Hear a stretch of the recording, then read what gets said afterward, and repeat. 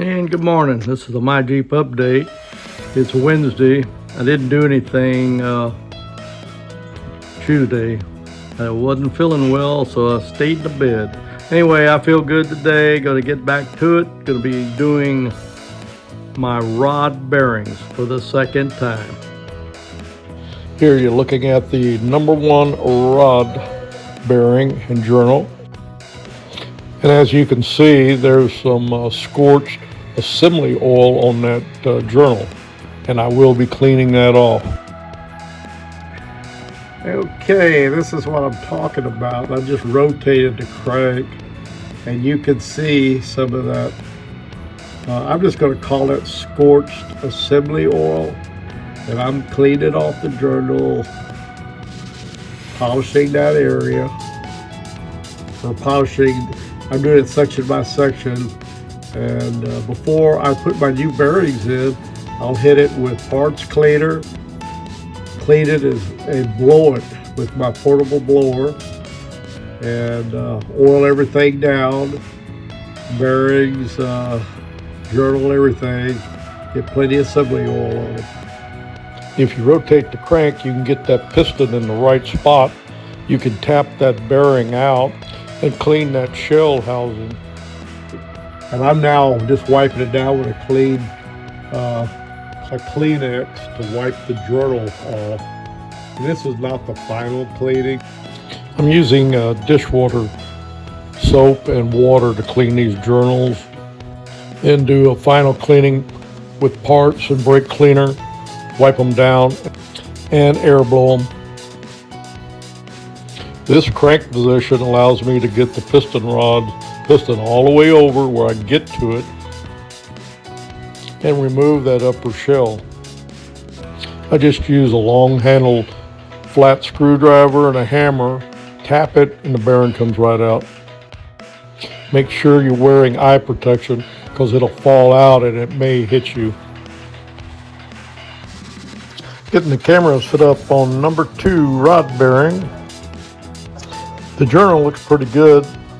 I've already cleaned the journal and the upper housing, preparing to put the upper shell in. There's not much room. Sometimes it goes right in, sometimes it takes a while. Just have some patience, work with it, and you will get it. You can see there's not much room for both your hands and all them fingers. Also, I had the vehicle jacked up high, and I have short arms.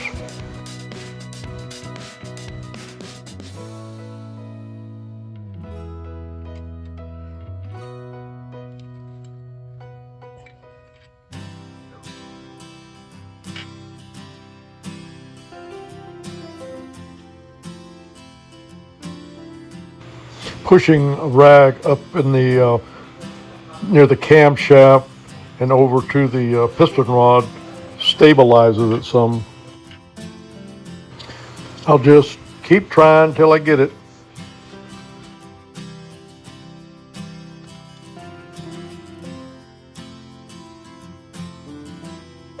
Some of these rod bearings, the upper shells, go in easy, but some of them are tough, take a while.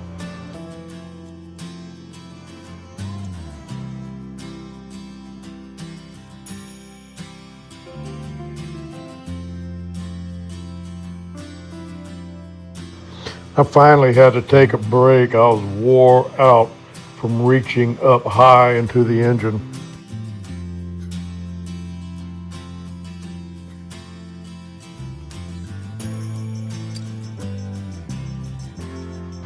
You can see that tang or guide where the tab must slip in and snap into place. I finally got number 3 upper in place, so now I'm pulling the cap on number 4.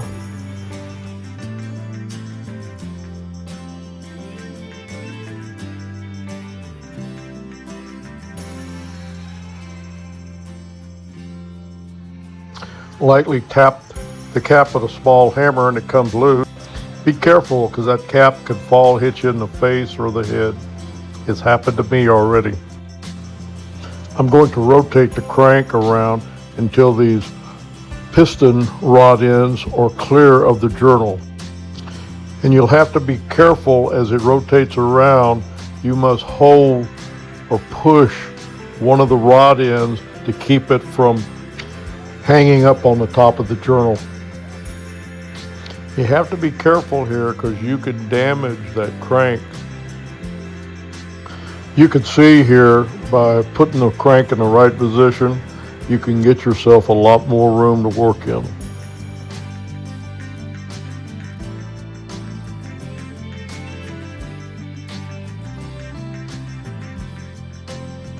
I'm trying it on the side of the camshaft just to experiment.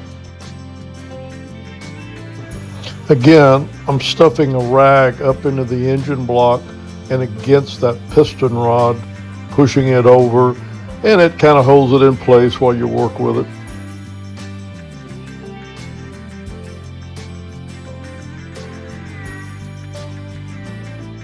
I'm getting ready to remove that upper rod bearing shell using a long-handled straight slot screwdriver. It just takes a minor tap when you're in the right position and it comes right out. Use light taps. I'm not worried about the old bearing, but the housing I am. It don't take much to get it out. And there it comes. I'll get this area cleaned up, upper housing and the journal, and then it'll be ready for the next install.